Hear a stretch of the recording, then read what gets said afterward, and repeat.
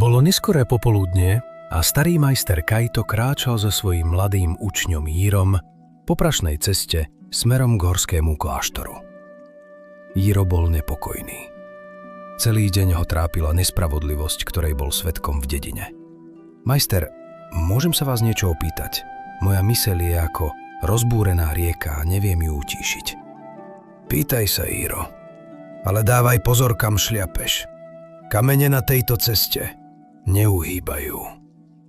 V dedine nás ten obchodník verejne urazil. Kričal, že ste podvodník a že naše učenie je len prázdna slama. A vy ste tam len stáli a usmievali sa. Prečo ste sa nebránili? Prečo ste dovolili, aby pošpinil vašu česť? Teraz si všetci budú myslieť, že mal pravdu. Majster sa zastaví. Jiro, vidíš tam ten starý zhnitý peň pri ceste? Dones mi ho. Je ťažký, ale potrebujem ho. Tak, a teraz ho nes. Jiro, hoci zmetený, poslúchol. Peň bol mokrý, páchol blatom a hmyzom. Učeň ho s námahou zdvihol a niesol ho ďalší kilometr. Ruky ho boleli, šaty mal špinavé a hnev v ňom len rástol. Majster, už ďalej nemôžem. Na čo nám je tento kus hniloby? Len ma to spomaľuje, unavuje a špiní. Polož ho. Hneď teraz. Jiro s úľavou hodil peň do priekopy a ten sa roztrieštil. Cítiš tú úľavu, Jiro? Povedz mi, kto bol ten, kto ťa poslednú hodinu trápil? Bol to ten obchodník z dediny, alebo ten peň? Jiro vydýchne a skloní hlavu. Rozumiem, majster. Poučenie je, že urážka je ako ten peň. Ak ju nenesiem so sebou, nemôže ma ťažiť ani unaviť. Nechať to tak je cesta k mieru a pokoju. Kaito sa jemne pousmial, ale pokrútil hlavou. Nie, Jiro, to je len polovica pravdy.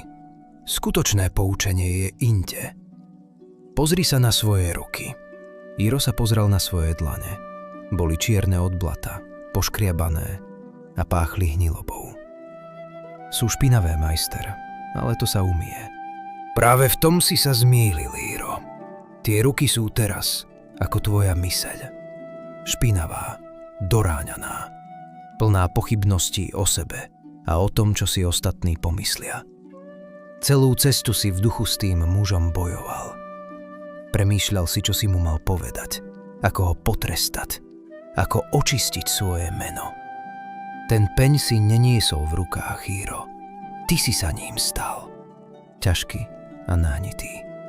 Nerozumiem. Ten obchodník mi nedal urážku. On mi dal zrkadlo. Ja som v ňom videl starca, ktorý potrebuje kričať, aby sa cítil dôležitý a povýšený. Ale ty si v ňom videl nepriateľa. Tvoja česť nebola pošpinená jeho slovami, Jiro. Tvoja česť zmizla vo chvíli, keď si uveril, že niekto iný má moc nad tebou a urážkami môže definovať, kto si. Majster sa znova pohol vpred. Ten obchodník je teraz doma a pokojne večeria so svojou rodinou. On na nás už dávno zabudol.